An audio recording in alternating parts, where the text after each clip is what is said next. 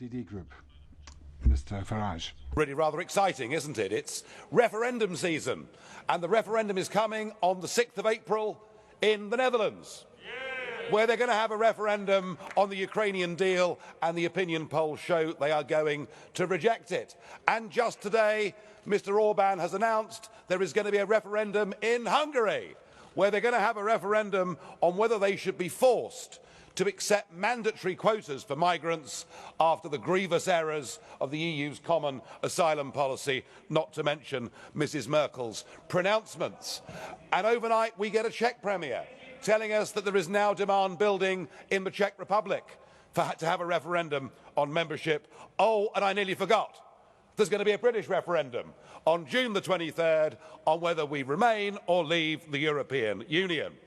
And this follows a 40-hour summit where Mr Cameron, doing his modern-day impression of Oliver Twist, went up to Mr Tusk and said, "Please, sir, can I have some more concessions?" Well, he didn't get very much, did he?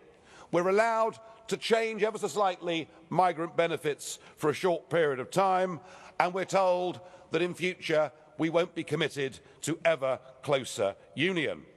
And on the basis of all of that, we're going to have a referendum that the Prime Minister says on a deal that is legally binding. And indeed, Mr Tusk joined in with this today by saying the British deal was legally binding.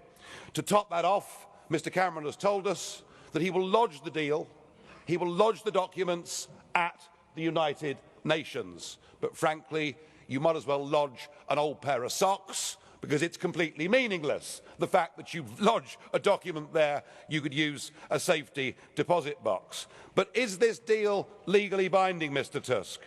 Well, the ECJ themselves said in 2008 that the obligations imposed by an international agreement cannot have the effect of prejudicing the constitutional principles of the EU treaties, which means the ECJ rule in favour of the existing treaties until we get a new treaty. But who's to say there's going to be a new treaty?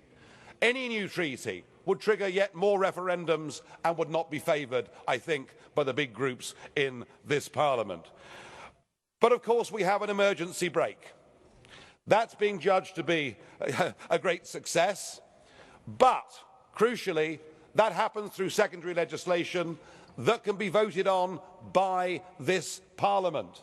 So what happens? We have a referendum, we follow Mr Cameron, we vote to remain, and then we come back to this Parliament. Is this Parliament going to support British exceptionalism? And I think we've heard voices today that make it perfectly clear that that will not happen. So the deal, Mr Tusk, and Mr Cameron, if you're listening, is not legally binding in any way at all. And I have to say the British public will decide which is our safest option. Is it safe to stay within an organisation whose own police boss tells us there are 3,000 to 5,000 terrorists that have now come into our continent through the migrant crisis, or is it safest to take back control of our own borders and our own democracy? After much consideration, I have decided to opt to vote for us to leave.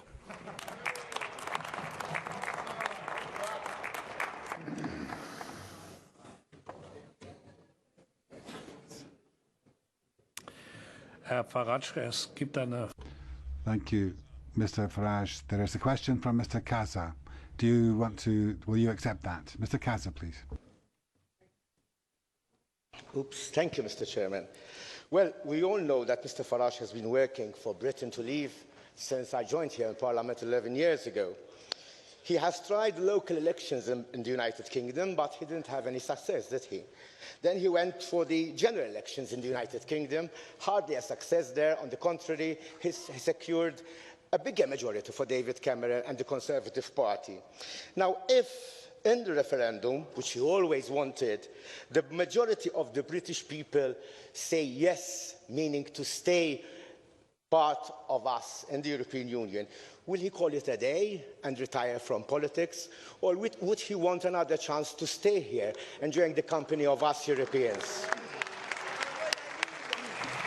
Well, Mr. Kaza, I don't know who's been briefing you on UKIP's electoral history.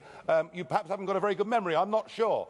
But in 2014, with 28% of the vote, UKIP won the European elections, topping the poll across the United Kingdom, the first time since 1906 that a party that wasn't Labour or the Conservatives had won a national election. So I hope that brings you up to speed.